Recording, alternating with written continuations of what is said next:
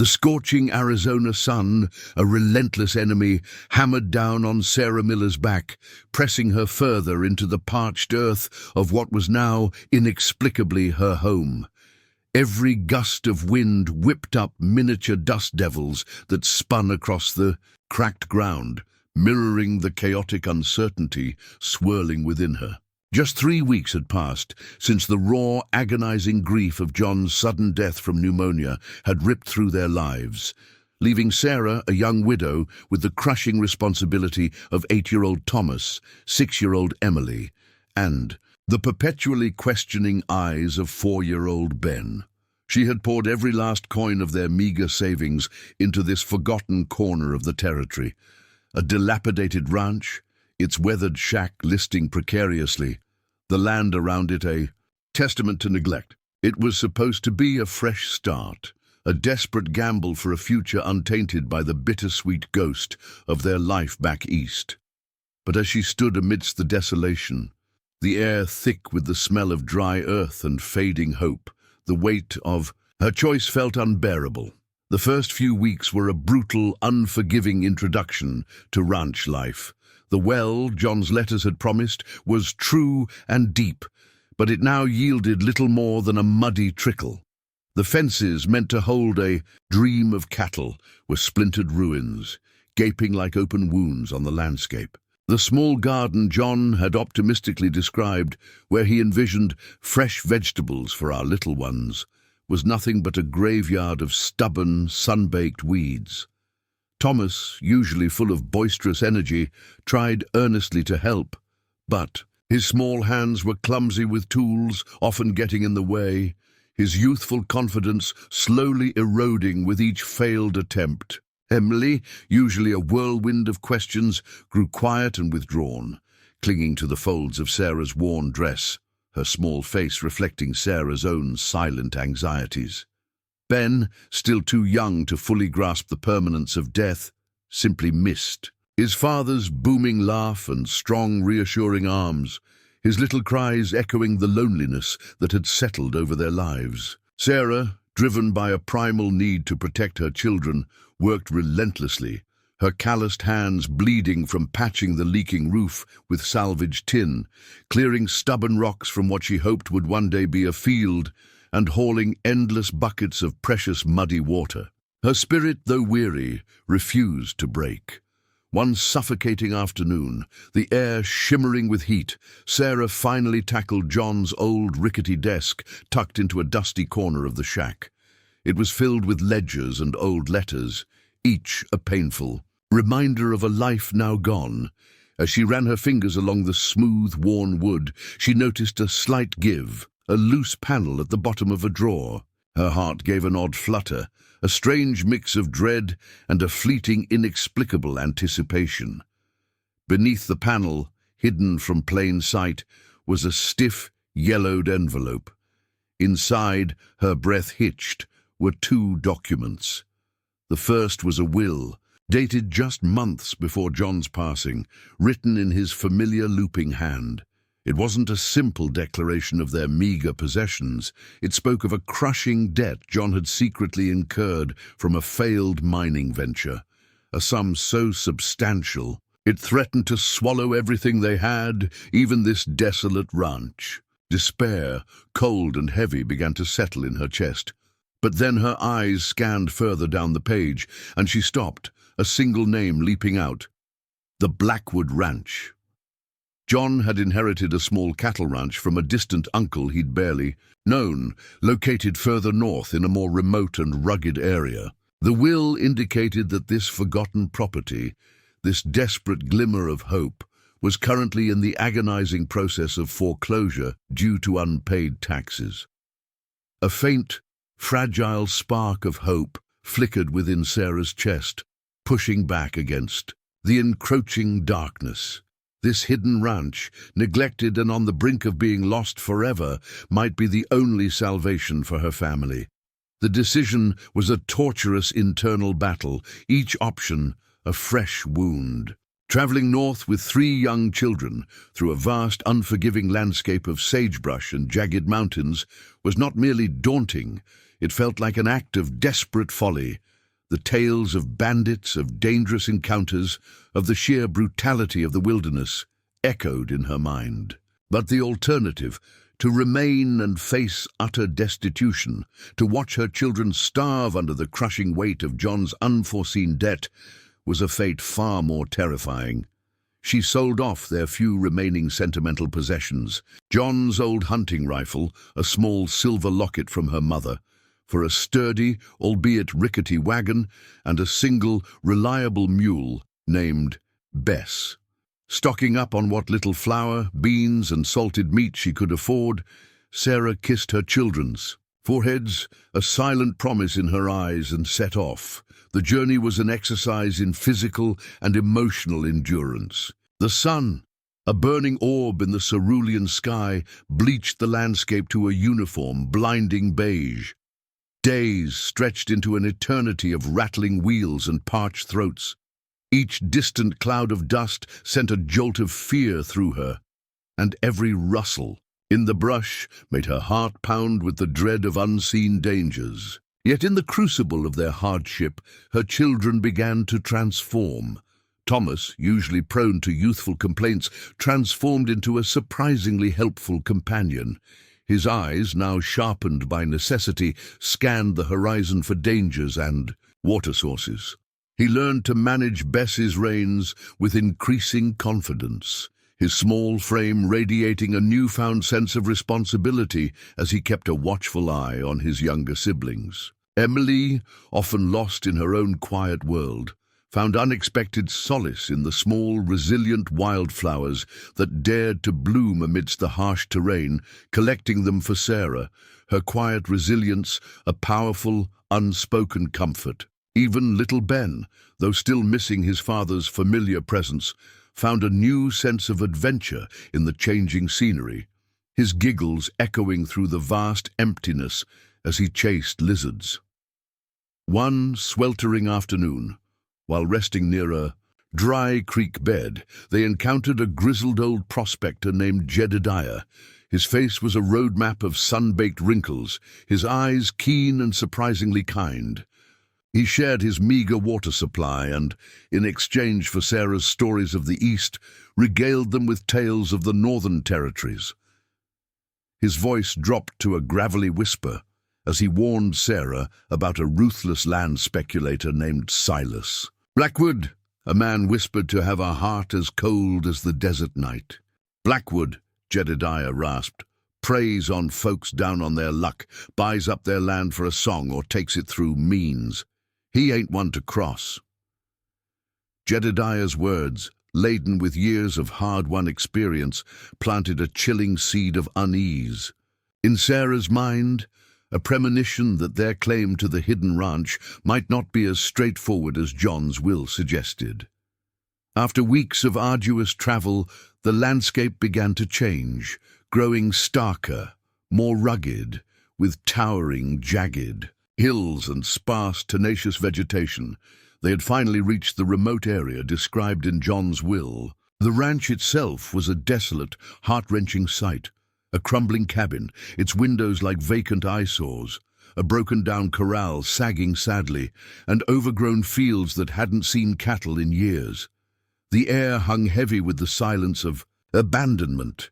The immense weight of the task ahead settled on Sarah's shoulders, a crushing burden of doubt. Reclaiming this forlorn place and transforming it into a home, a sanctuary for her children, seemed an almost impossible feat, a dream too fragile for this brutal reality.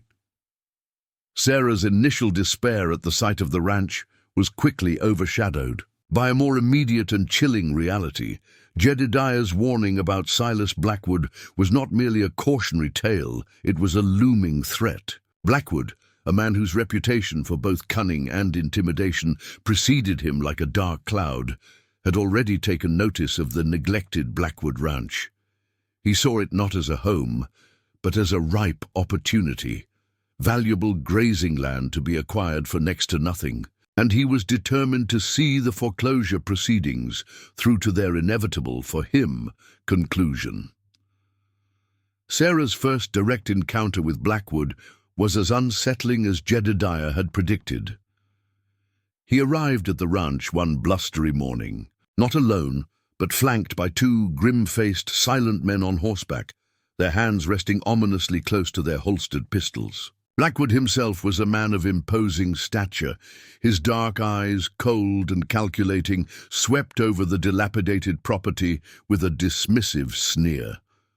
Then his gaze, devoid of any warmth, settled on Sarah and her three small children, huddled nervously behind her. "This here land," he drawled, his voice a low rumble, "is as good as mine. You'd be wise to pack up your little ones and leave before things get complicated." Sarah, though her heart hammered a frantic rhythm against her ribs, found a surprising wellspring of defiance. Her voice, though trembling slightly, was firm as she stepped forward, extending the yellowed will. "This ranch belongs to my children," she stated, "left to them by my husband, John Miller." Blackwood snatched the document, his lips curling in a sneer as he scanned it. "This piece of paper ain't worth the dust it's printed on," he scoffed, crumpling it slightly. "Likely invalid. And there's outstanding debts on this place that supersede any claim you think you got." He made it chillingly clear, his eyes narrowing, that he wouldn't hesitate to use any means necessary, legal or otherwise, to get what he wanted. Sarah realized with a sickening lurch in her stomach that she was facing a powerful and utterly ruthless adversary, a man who saw human lives as mere inconveniences in his pursuit of wealth. Desperate, with the spectre of homelessness looming. Large, Sarah hitched Bess to the wagon and sought help from the few scattered settlers in the vast, empty expanse of the territory. She stumbled upon a small, prosperous ranch nestled in a surprisingly green valley. There she met Caleb and his wife Martha, a kind-hearted couple whose weathered faces held a genuine warmth. To Sarah's immense relief, they recognized John's name. He had briefly worked for them years ago, a distant memory that now felt like a lifeline. They were sympathetic to Sarah's plight, offering her shelter, a warm meal, the first truly comforting food her children had eaten in weeks, and most importantly, advice. Caleb, a man of quiet strength and unwavering integrity, listened patiently to her story. He warned her about Blackwood's reputation for underhanded tactics, his eyes filled with a shared understanding of the injustices of the frontier. He then offered to accompany her to the nearest town, a 3-day journey, to consult with a lawyer. For the first time in weeks, a flicker of true hope, faint but persistent, ignited within Sarah's weary soul. The journey to the small, dusty town of redemption felt like an eternity. But upon their arrival, Caleb's quiet determination proved invaluable. The town's sole lawyer, a stern but fair-minded man named Mr. Thompson, confirmed the agonizing truth.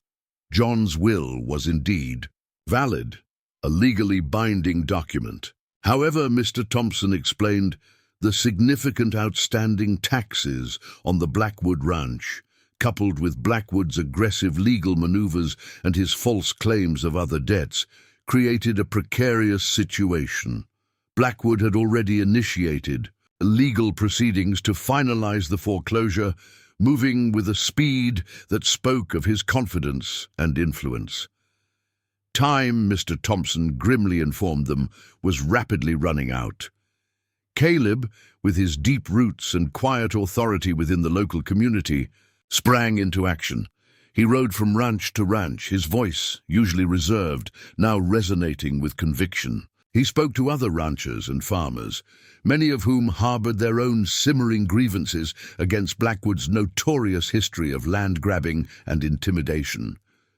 Bit by bit, a fragile but determined alliance began to form, not of wealthy landowners, but of hard-working, honest people who believed in fairness and were willing to stand together against a common oppressor.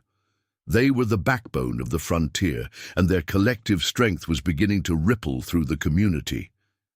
Together, this unlikely group painstakingly gathered evidence of Blackwood's manipulative dealings. They unearthed old land deeds, interviewed witnesses who had been swindled, and discovered that Blackwood had deliberately withheld crucial information about John's inheritance, hoping to seize the ranch without any contest or legal challenge. Sarah, witnessing this groundswell of support, felt a surge of courage she hadn't known she possessed. She found a new resolve, not just to fight for her children, but to fight for justice. With Caleb's patient guidance, she learned to ride a horse, her initial clumsiness giving way to a newfound confidence in the saddle. She joined the neighbors in repairing the broken fences on the ranch, her hands growing stronger, her spirit more resilient with each nail hammered. Thomas, seeing his mother's unwavering determination and the unity of their new community, was thrilled to be part of the grown-ups' efforts, his boyish energy now channeled into purposeful work. The day of the court hearing arrived, heavy with anticipation. The small courtroom was packed, the air thick with tension. Blackwood, resplendent in a finely tailored suit, exuded an aura of arrogant confidence, his eyes coldly assessing his advantage as he presented his case. He spoke of unpaid debts and abandoned property, painting Sarah as an unfit guardian. But then Sarah's lawyer, Mr. Thompson, rose. Armed with the meticulously gathered evidence, he began to systematically dismantle Blackwood's claims. Caleb, his face etched with the wisdom of the land, testified with quiet power, recounting Blackwood's history of exploiting vulnerable settlers. Finally, Sarah herself, her heart pounding but her voice clear and steady, stood before the judge. She spoke not just of legal claims, but of her husband's enduring dreams for their family, and her unwavering determination to honor his memory by protecting their children's future. Her words, simple yet profound, resonated with a truth that even Blackwood's cunning could not dispute. The courtroom fell silent as the judge, a man with a weathered face and eyes that had seen much of the frontier's harsh realities, delivered his verdict. Swayed by the overwhelming evidence and the undeniable collective support of the community, he ruled decisively in Sarah's favor. A collective sigh of relief swept through the courtroom, followed by hushed murmurs of approval. Blackwood, his face contorted in a mask of furious disbelief, was forced to concede. The united front of the settlers, their quiet strength and shared purpose, had proven to be a force he could not overcome. Defeated, he stalked out of the courtroom, his shadow shrinking with each step. The victory was hard won, earned through sweat, tears, and unwavering courage, but it marked a profound turning point for Sarah and her children. The Blackwood Ranch, though still in dire need of significant work, was now truly theirs, a tangible promise, a beacon of hope in the vast, open frontier. The community, bound by shared hardship and newfound respect, rallied around them once more. Neighbors arrived with tools and helping hands, repairing the cabin's sagging walls, mending the broken corral, and clearing the stubborn brush from the fields. A kind-hearted rancher, touched by Sarah's struggle, even gifted them a small starter herd of sturdy, long-horned cattle, their eyes soft and trusting.